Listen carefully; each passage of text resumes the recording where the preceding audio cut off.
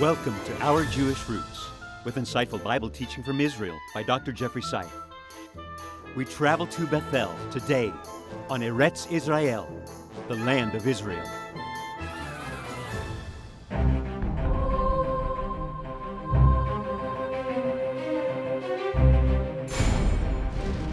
Look to the north, the south, the east, the west,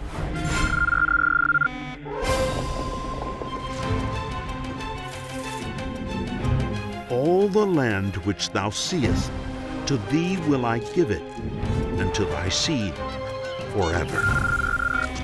Indeed, he who watches over Israel will neither slumber nor sleep.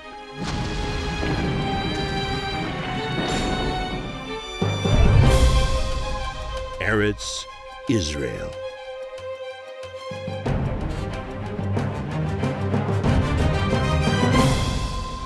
We're so glad you've joined us today. I am David Hart. I'm Kirsten Hart. I am Jeffrey Seif.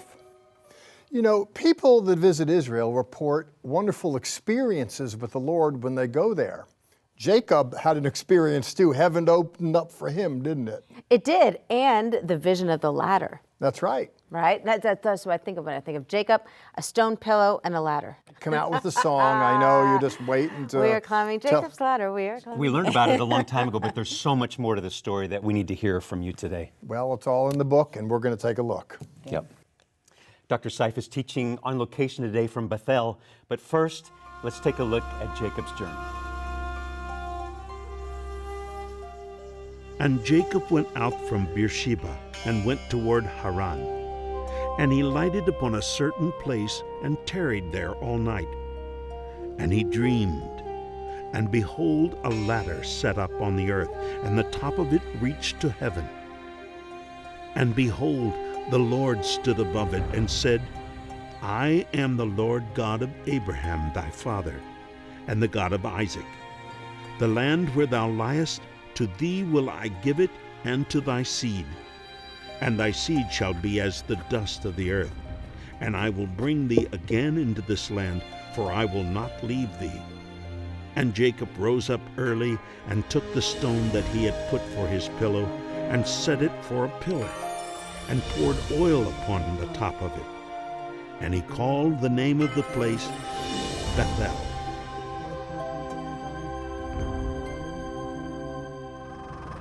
It's great to be here in the land of Israel. Glad you want to go on the journey with me. It's not just about me and you, however. We open up our Bibles and we learn that the likes of Avraham, Yitzchak, and Yaakov, the patriarchs, frequented this very place. Now, when I speak of this place in this program, we're going to a place called Bethel. Promises were made to Abraham here and to Jacob as well. Come with me. Let's check it out.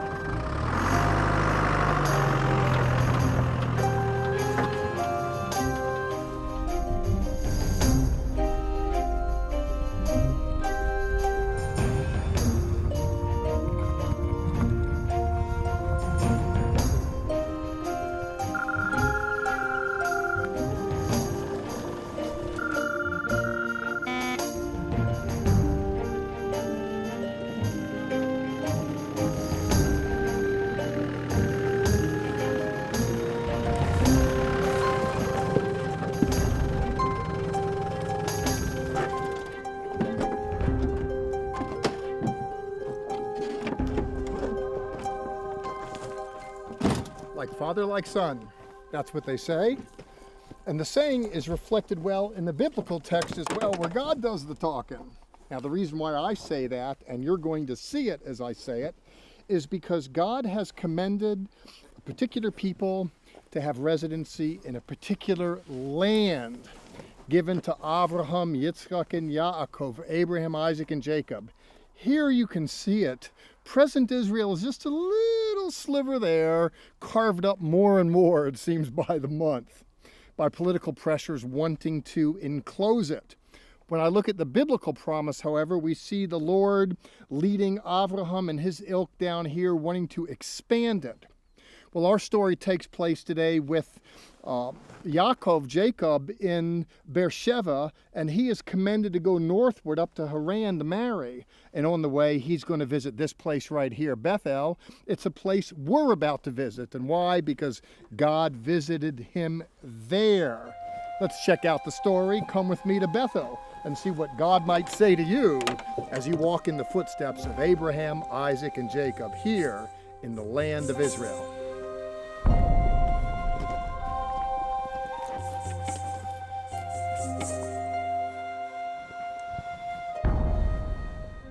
Followers of Yeshua, Jesus that is, have heard of the term altar call. In fact, even those that don't follow have heard the term. They haven't necessarily gone to the altar. Those that are familiar with the language aren't necessarily familiar with where the term altar call comes from. It comes from the Hebrew Bible. And those of us that have come to the altar, some of us have come with choir singing behind us the song, I Surrender All, which reminds me those who come oftentimes don't come without a fight. As a police officer in another life, I've been in chases and someone says, okay, I give up. Sometimes we're on the run and we just give up and we say, Lord, I surrender. That reminds me of the story for today. We're looking at a fellow Yaakov, Jacob, and he's on the run. He's not really running from God now, he's minded to run to him. And you can see God beckoning him his way. The story, of course, as you may know, if you're familiar with it, is that Jacob has been on the outs now with his brother Esau, who's minded to kill him. And so mom and dad say, you know, this would be a good time for you to go on a journey, son. So ostensibly he's sent off to Haran, Syria, that is, to find a wife, but really, in so many ways, he's running for his life.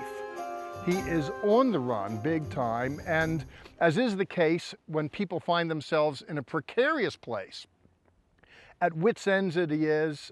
First time in his life he's on his own. His mother's been taking care of him for all of it. He lays down his head, and absent a mother to take care of him and a father to guide him from a distance, he lays down his head restless, and the Lord shows up at a place called Bethel, house of God. He lays his head down, we're told, and he sees a vision of what we call Jacob's ladder. Another song in the Christian church, we are climbing Jacob's ladder, has been made popular. One can think of a fireman going up and down a ladder. That's not accurate, however. Better, I think, is a ziggurat, these steep pyramids found in this part of the world. A staircase going up to heaven. Well, never mind that. Jacob sees a vision of God looking to communicate with him. He's on his way out, wondering what his future will be, and the Lord shows up and he assures him in no uncertain terms at this place that I will be with you. We're told in verse 13, he sees the ladder and the Lord says, I am the God of Abraham, Yitzchak, Isaac, and now you, Jacob. And he says in effect, I will give this land, very, very, very clearly. The land on which you lie, I will give to you and your descendants. Eretz Israel, the land of Israel. This very place. I'll give it to you. He says in verse 15, I am with you. And then he says after that, and I will keep you. Why is it, by the way, today, people that are religious, they claim to be Bible readers, want to say God is not minded to keep the Jewish people, he's not minded to be with the Jewish people, that there's no relationship between Jewish people and real estate? Those that speak that way, they're just not Bible readers. They might be religious in some sense, but they've lost sight of the literature. God in no uncertain terms visits this fellow Jacob, Yaakov. His name is going to be changed to Israel, as Bible readers know full well. And there's an abiding promise with him, to be with him, to keep him, and that his descendants are bound to a parcel of earth. Very, very, very clear. In response to which Jacob, with this in his mind, how awesome is this place, he recognizes it as the gateway to heaven. He is so touched spiritually, he will then refer to the place that had a name beforehand as Bethel, the house of God, and there he will worship. Those that worship the Lord in the house of God today, respective churches, friends, consider the origin of the altar, consider worship in the Hebrew Bible, and remember we're learning from a man, we're learning from experiences that are bound up with a people, with a land, with destiny, the Jewish people here, the Eretz Israel, in the land of Israel. Our offer on this program: whose land is it? Does Israel belong to the Jews? And if so, who says so? In this DVD and booklet, Zola Levitt offers irrefutable reasons why the Jews are the Holy Land's rightful owners. Zola also defeats key arguments that attempt to undermine God's covenants with the Jewish people. Whose land is it will arm believer and unbeliever alike to defend Israel's right to the land. Call 1-800-WONDERS and ask for the DVD, booklet, or both. Join us right now for additional content that is only available on our social media sites, Facebook, YouTube, and Twitter. Visit our website, levitt.com, for the current and past programs, the television schedule, tour information, and our free monthly newsletter, which is full of insightful articles and news commentary. View it online, or we can ship it directly to your mailbox every month. Also on our website is the online store. There, you can order this week's resource, or you can always give us a call at 1-800-WONDERS. Your donations to Our Jewish Roots help us to support these organizations as they bless Israel. Please remember we depend on tax-deductible donations from viewers like you. For many, a trip to the Holy Land is the dream of a lifetime. The Bible truly comes alive as you see the sites where so many biblical events happened. Come on a Zola tour to see Israel in Petra. See the land of the Bible for yourself. Contact us to reserve your dream of a lifetime.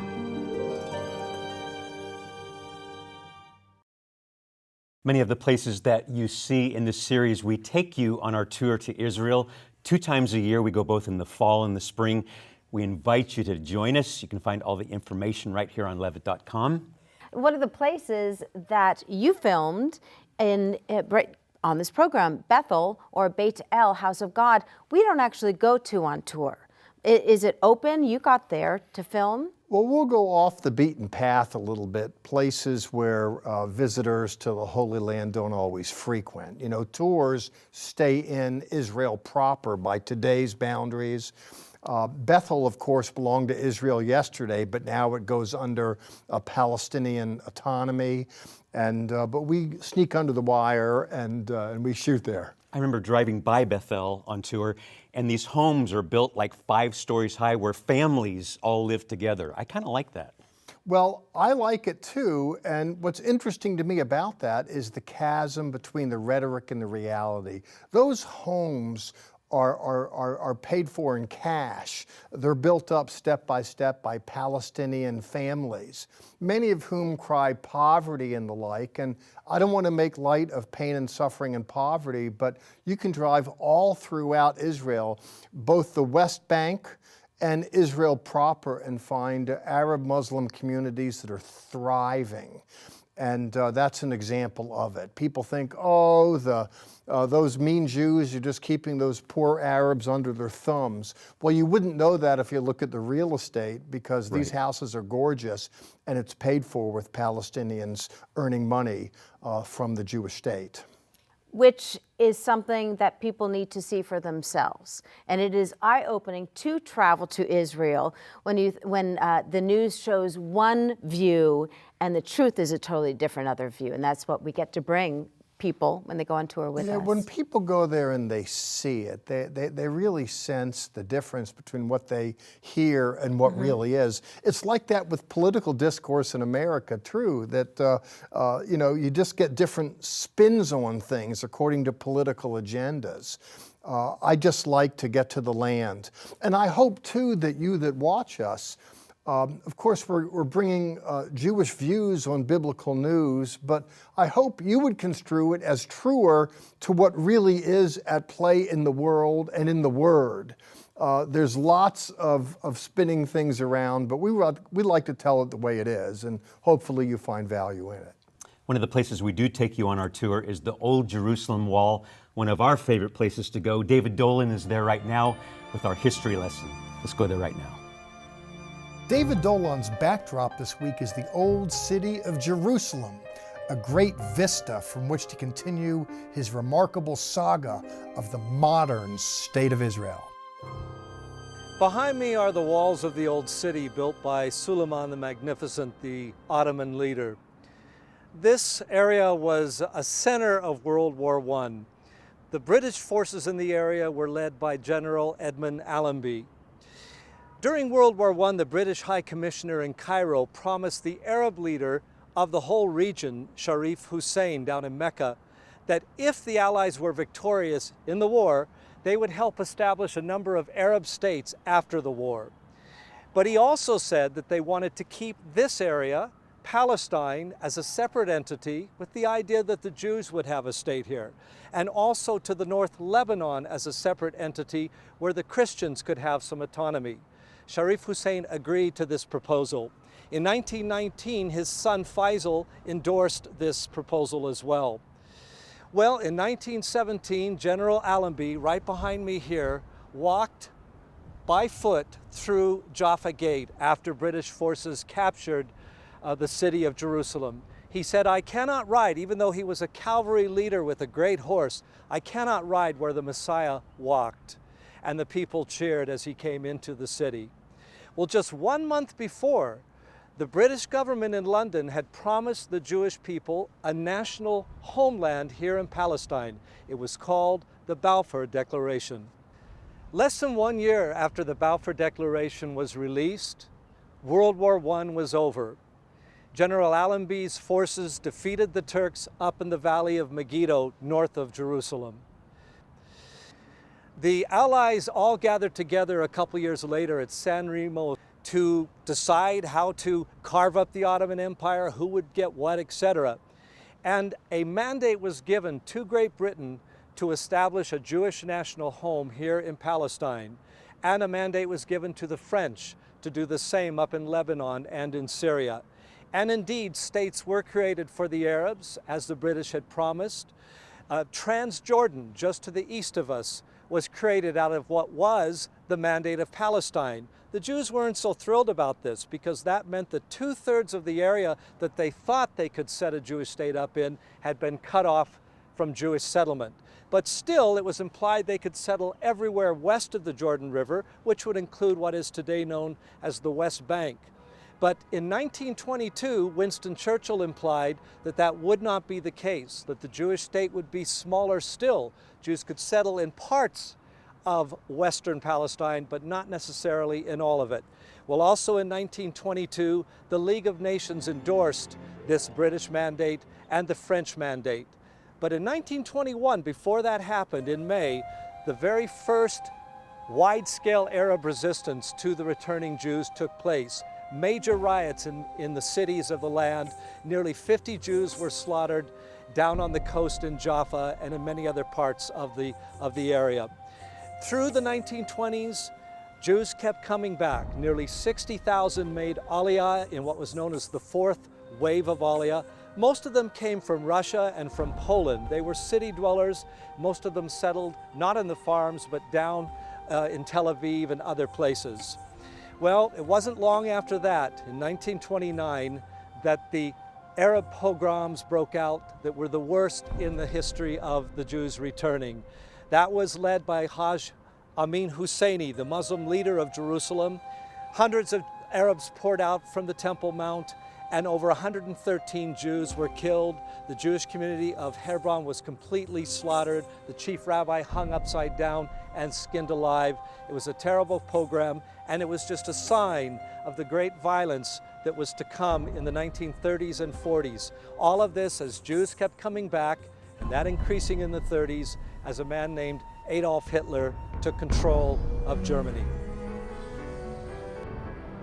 Critics of the modern Zionist enterprise argue that it's thoroughly secular, nothing spiritual happening here. These people don't even care about God, Bible, religion, nothing. Well, if that's the case, why is it called Zionism, which harks back to Zion, a biblical place? And for that matter, Why is the symbol the Star of David? David is a biblical personality now, isn't he? And why is that flag of Israel, blue and white, reminiscent of a prayer shawl that Jewish people drape over themselves? There's more spirituality going on here than people credit, it seems to me, David. What says you? Well, I think that's right. It's true that only about 30-35% of Israeli Jews regularly go to synagogue, but then on Yom Kippur, it's up to like 70%, and most of them fast as well. And, you know, you scratch the surface of a Jew, you find somebody that has those biblical connections. Right, and you scratch the surface of the Jews, you find some people that are traumatized. From the Holocaust, where was God when we were suffering? It might take some time for people to work out that pain and recover their religious equilibrium. Well, that's right. And yet still the leaders of David Ben-Gurion and the others, when they met just here in Tel Aviv at Independence Hall to choose a name for it, the country, Ben-Gurion said it has to be Israel. Well, that of course comes from Jacob. Jacob got that name from God. So even there, he was a secular man mostly, but he was looking into the book to get the name of the country. It's very connected. Yes, and that's very telling. You can see the connections, to use your word there. The Bible says that people will be brought back initially in unbelief, so even the spiritual skepticism fulfills Bible prophecy. It really does, and of course, so literally, we have Israelis coming from over 100 countries, from the far corners of the earth, as Isaiah 11 and other places said. You know, I've been reporting that, all the Russian Jews coming back, and I'll never forget after the Scuds fell on this city behind us in 1991, when Yitzhak Shamir, the Prime Minister, called upon the nation to go to the synagogues and give thanks to God for no casualties. That was a miracle, and the places were packed all over the country with people doing just that. One of a number of miracles that works out in Israel. Your comment reminds me of the statement, there's no atheists in foxholes. That's exactly right. Pushed against the wall, people do tend to turn their hearts upward. Well, they do, and they are doing that more and more here. Yes, there's so much happening here in the hearts and the minds of those that live here. But beyond that, and beyond the own self-determination that resonates amongst the people that live here, there's God at work in the world. We see it when we open up the Bible on the one hand and open up the newspaper on the other. We can see congruity as we're observing God watching over His Word to perform it here, the Eretz Israel, in the land of Israel. איך נשיר את שיר השם על אדמת נכר אם אשכחך ירושלים תשכח ימיני תדבק לשוני לחיקי אם לא אזכרכי אם לא אעלה את ירושלים על ראש שמחתי אם אשכחך ירושלים תשכח ימיני תדבק לשוני לחיקי אם לא אזכרכי אם לא אעלה את ירושלים על ראש שמחתי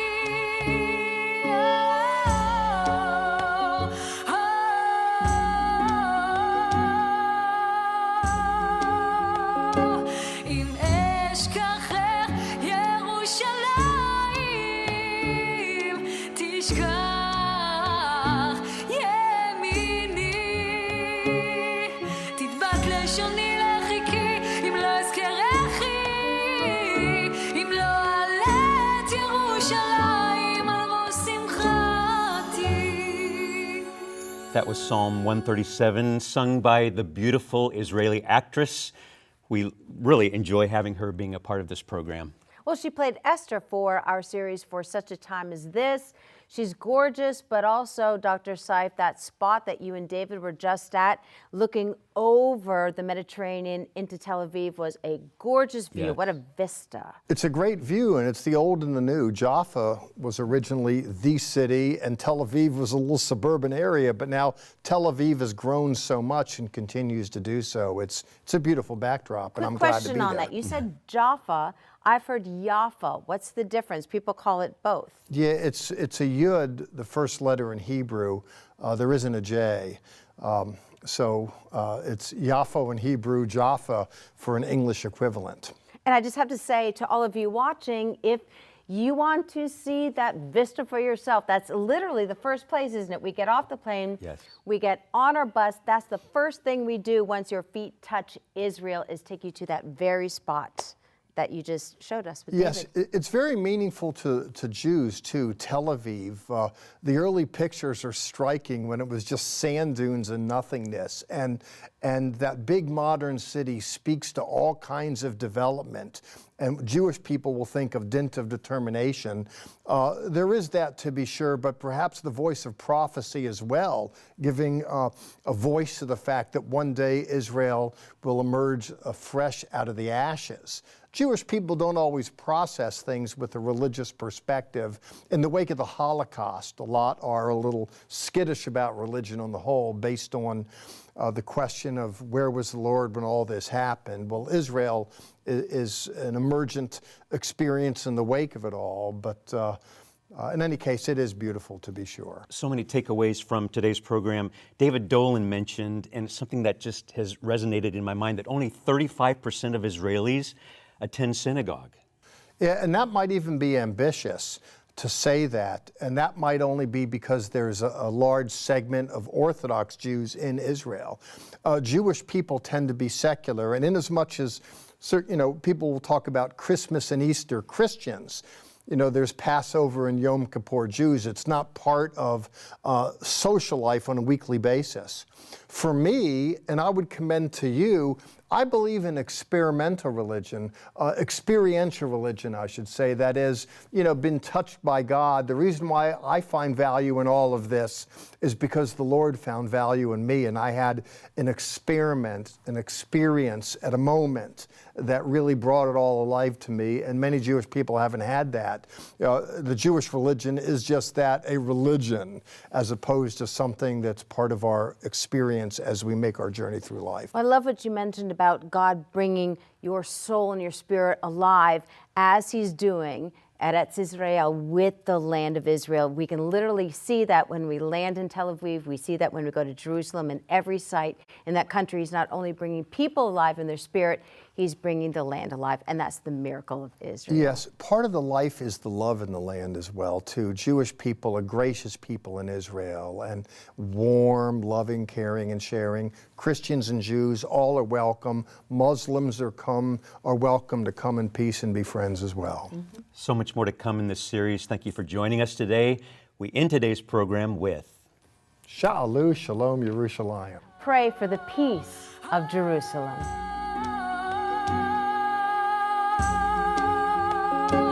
אם אשכחך ירושלים